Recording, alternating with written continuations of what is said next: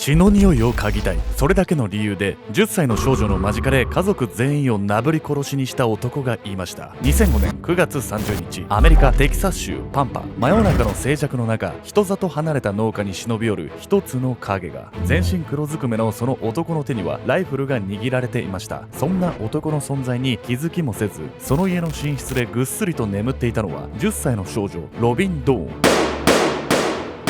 何？彼女は突如響いた銃声で目を覚ましました。ベッドから飛び起きて様子を伺うと、ドアの隙間から見えたのは銃を構えた男が廊下を歩く姿。全身黒ずくめのその男は大きな足音を立てて家の中を徘徊していたんです。助けて！ロビンは心の中でそう祈り、ただ怯えるしかありませんでした。そしてこの後彼女は2時間半をかけ間近で家族をなぶり殺しにされるんです。10歳の少女の自宅に侵入し、一家を惨殺した男。彼女が体感した地獄の2時間半の全貌とは。一家に絶望をもたらしたその殺人は男の単なる憂さ晴らしだったんです。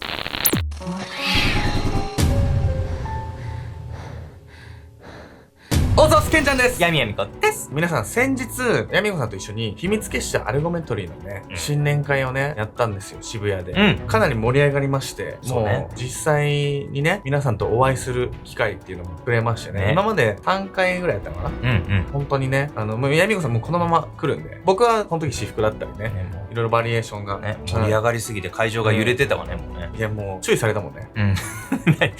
そう揺れたら注意される。ビルの人が嘘なんですけど、そんなパリピなことしてないんで、みんなで仲良くご飯食べて、でこれね結構皆さんに知っておいてほしいのが、参加者の9割が1人で参加してるんですよ。今回初めてお会いした方とか1人でいらっしゃってた方いたけど、なんか我々が知らないうちにすっごい仲良くなっててびっくりしたわね。そうそう、メンバー同士が仲良くなったりとかね。でも僕らももちろん直接喋りつつも、だから本当にこう治安がいいというかね、みんないい人なんで、だからね、もしねこのアルゴメトリ見てる方でね、なんかオフ会参加するの大丈夫かなって思ってる人はね、勇気を出してね参加していただければと思います。今回ご紹介するのはアメリカテキサス州で起こった一家惨殺事件について。この事件では10歳の少女が自身も襲われながらも家族が次々と殺されていく光景を目の当たりにしてしまうという衝撃的な事件なんです。自分が襲われるのももちろん怖いんだけどさ、自分の大事な人たちが傷つけられていく様をまざまざと見せつけられるわけでしょ。10歳の少女に耐えられるわけないじゃないのよ。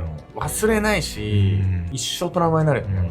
そして実は犯人はこの事件とはまた別の事件で逮捕されることに。一家惨殺事件への関与が分かったのはその後のこと。きっかけはその犯人の突拍子もない発言からだったんです。男の告白。2005年9月29日、アメリカミズーリ州パインビル田舎町のある一軒家から高齢男性とその娘の射殺体が発見されました。通報を受けて駆けつけた軍保安官たちは即座に捜査を開始。そして現場の状況からすぐに犯人の手がかりをつかむんです。この薬莢かなり珍しい種類だな。遺体のそばには銃の薬莢がいくつか転がっていました。その薬莢はロシア製の弾薬でアメリカで簡単に購入できるものではなかったんです。さらに捜査を続けると、近隣で同じ弾薬を使用する銃の盗難届が出されていたことが判明。盗難届を出したのは地元に住む男性で、彼から複数の銃を盗んだのはその息子のリヴァイ・キングという男でした。あいつか。軍保安官はリヴァイのことをよく知っていました。リヴァイは隣人の家に強盗と放火をした罪で懲役14年の刑を下されていた男。そしてリヴァイは事件の約1週間前、更生施設から脱走していました。警察はその後を追っているところだったんです。ということは何？更生施設から脱走してそのままなしで殺人を犯したってことでしょ。めちゃくちゃやばいやつじゃな。そうなんですよ。このリヴァイっていう男はとんでもない殺人狂なんです。親子2人を殺害したリヴァイは彼らのピックアップトラックを奪いオクラホマ州を南下しました。ところがそこの車止まれ。テキサス州エルパソのメキシコ国境を訪れたタイミングで国境警備隊がリヴァイに停車を命令。そのトラックは被害者家族から盗難車としてすでに通報されていたんです。ぜな。リヴァイは苛立ちをあらわにしながらも国境警備隊の指示に従い殺人事件の容疑者として事情聴取を受けます。リヴァイは尋問開始からわずか15分で2名の殺害を自白。あっけなくミズーリ州に連れ戻されることに。この時リヴァイを迎えに来たのはマクドナルド軍副保安官のドン・ルビー。リヴァイは日頃から悪行を繰り返していたため、ルビーとも顔見知りでした。ほら、とっとと車に乗れ、お前は刑務所行きだ。そしてミズーリ州へ戻るその車内で、リヴァイは興奮冷めやらぬ様子でルビーにこう語ったと言います。何時間経っても火薬と汗と血の匂いが残ってるんだ。今までにやったどんなドラッグよりもいい感じだ。ちょっとイカれすぎ、も完全な快楽殺人犯じゃない。なんか放っておいたら何度でも殺人を犯しそうなこの男なんですけど、ミズーリ州のね刑務所に収監された後、さらにね彼の罪っていうのが発覚してくるんです。ミズーリ州へ戻り刑務所へ収監されて2週間ほどが経った頃、リヴァイはある要望を申し出ました。副保安官のドン・ルビーに会わせてくれ。話したいことがあるんだ。副保安官ルビーは刑務所を訪れ、リヴァイを運動場へ連れ出しました。それから数分の会話を交わした2人。その最中、リヴァイは何の前触れもなくこう言ったんです。テキサスにでっかい十字架があったよな。そこの近くであと4人殺したよ。ルビーにはリヴァイが言ったその場所がすぐに分かりました。テキサスに彼が言ったような大きくて目立つ十字架は数えるほどしかなかったんです。副保安官ルビーはすぐさまテキサス州警察に連絡。そっちで未解決の殺人事件はないか。そう、リヴァイがあと4人殺したと言った通り、親子が殺害されたあの事件の翌日、彼はまた別の4人家族を襲撃していたんです。時は数週間を遡り、2005年9月30日の夜、リヴァイはテキサス州の人口約 1.6 万人の小さな都市パンパの外れの一軒の農家を訪れました。裏口を突き破り家の中に侵入したリヴァイ。寝室へ向かった彼はその手に構えた AK-47 ライフルで家主と飼い犬に複数回発砲。突然家族を撃たれ悲鳴を上げたその家の母親。彼女は妊娠中でしたが、リヴァイは容赦なく5発の弾丸を撃ち込みます。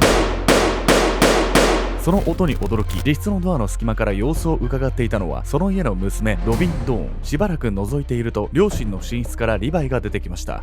殺される。ライフルをその手にぶら下げたリヴァイが自分の部屋へ向かってくるのを見た少女ロビン。彼女は慌ててベッドへ駆け寄り、頭から毛布をかぶって震えていたんです。ゾッとする光景よね。なんかペットとか、しかも妊婦さんまでもう何のためらいもなく殺しちゃうなんてさ、もう人の感情に共感するとかそういうことが欠落してるわよね、完全に。リヴァイが育ったその環境が、彼のね冷血な人となりを形成していったんじゃないかと思うんです。彼の家族もね犯罪を厭わないような人たちだったんで、そういったところでね彼自身本当に無法地帯で育ったっていうのがかなり影響したんじゃないでしょうか。邪悪な心。1982年、ミズーリ州パインビルで7人兄弟の一人として生まれたリヴァイ。彼の両親は養育者としてはあまりにも不適切でした。ほら、お前もやってみろ。最高にいい気分になれるぞ。そう言ってまだ幼いリヴァイに父親が差し出したものはマリファナでした。家庭内には違法薬物が蔓延しており、リヴァイは10代になる以前から強い酒と薬物を常用。そんな家族が暮らす家にはゴミが散乱しているほか、大量の銃や刃物が飾られている状態。壁は誰かが火をつけたのか焼け焦げ真っ黒に溶け出していました。犯罪の匂いしかしないその環境で育ったリヴァイは幼少期から放火や動物虐待などを繰り返していたんです。子供に薬物でやらせる親って本当にもう何なのかしら。しかも家中に武器飾ってあるんでしょ。普通の家庭じゃないわよ、明らかに。まさにねこの意味不明なね環境がリヴァイをね犯行に駆り立てたと言えるんです。彼がね殺人に用いた銃もその家から持ち出したものだったんです。先ほども説明したように、ある時リヴァイは放火と窃盗の罪で懲役14年の刑を下されますが、更生施設を脱走。この時彼は実家へ駆け込んだのですが、父親によって追い出されてしまったといいます。リヴァイが殺人事件を起こしたのは父親のその反応に腹が立ったため、彼は実家から銃を盗み出し腹いせに無関係の他人を撃つことに決めたんです。血と銃の煙の匂いを嗅ぎたい。人を殺そう。ここからパインビルで殺害された親子も、その翌日に襲撃されたロビンの一家もたまたま家を見つけたから入っただけ。リヴァイが殺人を犯すことに快楽以外の理由はありませんでした。父さんに出てけって言われて腹立ったからってさ、もう本当に腹いせで殺人やってるようなもんじゃないこいつ。こんなやつがね普通に出歩いてるって考えただけで本当に恐ろしいですよね。そしてね、そんなヤバすぎるリヴァイに襲撃されたロビンの一家。自分の部屋で怯えていたその少女の運命とは。絶望の中で2005年9月30日の夜、テキサス州パンパの自宅で突如両親を射殺されてしまった少女ロビン。彼女は自室へ迫り来るリヴァイの気配に怯えながらベッドの上でガタガタと震えていました。そしてその部屋の扉を開けるや否や、毛布をかぶっているロビンの存在に気がつき、リヴァイは2度発砲。ロビンはうめき声を上げベッドから床に崩れ落ちました。彼女が倒れたのを見るとリヴァイは向きを変え3つ目の寝室へ。家中に響いた3発の銃声とその家の長男の叫び声、家族全員を射殺し満足したリヴァイはキッチンで食べ物を物色した後その家を後にしました。そして実はこの事件にはまだ続きがあったんです。日が昇り始めた頃、惨劇が起きた後のその家の中は不気味に静まり返っていた。家の中にはそこかしこに家族の遺体が。近隣に人が住んでいない農家で起こったその事件は誰に知られることもなく、時間だけがただ虚しく過ぎようとしていた。そんな悲壮感に包まれたその家の中で、毛布に包まれたままの状態で床に転がっていた少女ロビン。リヴァイに2発の弾丸を撃ち込まれた彼女はゆっくりとその場に立ち上がった。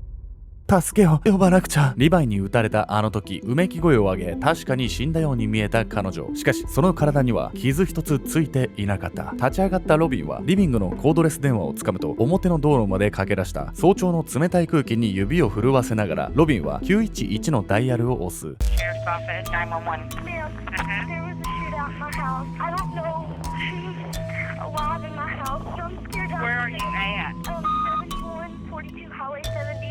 About 13.3 miles out from the bowling alley. I'm scared after this and I don't know what Robin down? Yes, ma'am. I'm always alive. やがて到着した警察官はロビンを見つけるなり彼女に駆け寄りその体を強く抱きしめた。リヴァイがロビンの部屋へやってきたその時、彼女は確かに撃たれたように見えました。しかし弾丸はいずれも外れ背後にあった家具に命中。ロビンはとっさに死んだふりをしてやり過ごしたんです。彼女は約2時間半もの間銃声と家族のうめき声を聞かされました。そしてその後もリヴァイがいなくなったと確信できるまで毛布の中でずっと息を潜めていたんです。いやほんとすごいわね。10歳の少女がここまで起点聞かせて自分の身を守ったわけでしょ。しかももう家族が殺される時の声とかもうバーンっていう銃声とかもさ、そばで聞いてるわけよね。ここまで来るともう精神状態が心配。まあほんとそこですよね。身体的なねダメージはまあなかったのは不幸中の幸いなんですけど、まあとはいえねあんなことが起こったら精神へのダメージって計り知れないですよね。直後からね彼女は不可解な行動を取り始めるんです。ロビンからの通報で駆けつけた警察はひどく怯えた様子の彼女を案じこう問いかけました。何か私にできることはあるかな。するとロビンは一瞬考えた後こんなことを言ったんです。それなら私と一緒に動物に餌をあげに行こうよ。警察官はロビンの予想外の言葉に困惑しますが彼女に促されるままヤギに餌をあげることに。その最中ロビンは餌をあげようとした警察官の姿を見て大笑いしました。ダメ一度にそんないっぱい食べられないわ。餌やりに慣れていない警察官が手にした干し草の量が多すぎると言い自らお手本を見せるロビン。その後も彼女は餌やりを楽しみ動物の話に夢中になっていました。しかしヤギの囲い場を出た直後ロビンはダムが決壊したかのように泣き出したんです。自分の腕にしがみつき悲痛な叫び声を上げる彼女の姿に警察官はただ唖然とするしかありませんでした。いやこれは事件がもうさ、あまりにも衝撃的すぎてさおかしくなっちゃってんじゃないの。急に泣き出したり笑い出したりするんでしょ。どういうことなの。これ厳密には混乱っていうよりは、自分の身を守るための行動だったんです。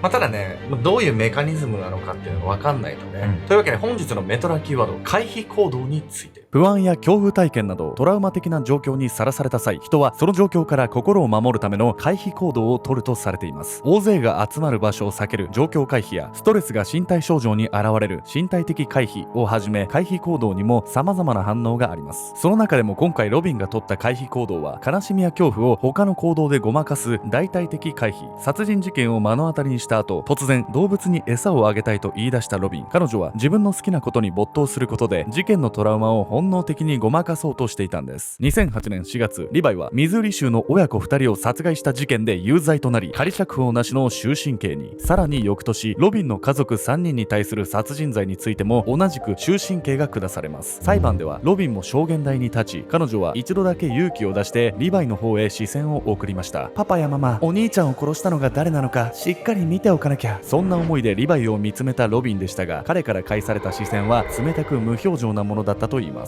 その後ロビンは普通の10代の生活を送れるよう最善を尽くしましたが、そのトラウマは今でも消えることはありません。一人でいると、あの時何かできたんじゃないかって考えてしまうんです。私は兄が撃たれる前に起こしに行くべきだったんでしょうか。事件のあったあの日からどこにいても自分の家のようには感じられなくなってしまったというロビン。カウンセリングの効果もなかなか得られない中、彼女はどうにか前向きに生きようと奮闘し、今後は看護学の学位を取得することに決めたといいます。小児科に勤めて怪我をして困っている子供たちを助けたいんです。真っ先に駆けつけてあげたい。大切な家族を失った悲しみは簡単に癒えるものではなく、殺人事件の遺族ともなれば一生苦しみ続ける人も少なくありません。そんな乗り越えがたい悲しみを克服するため、ロビンは過去の自分と同じような苦しい思いをしている子供を救う道を選びました。あなたは人生において耐え難い悲しみを経験したことがありますか？その時どのようにその悲しみと向き合いましたか？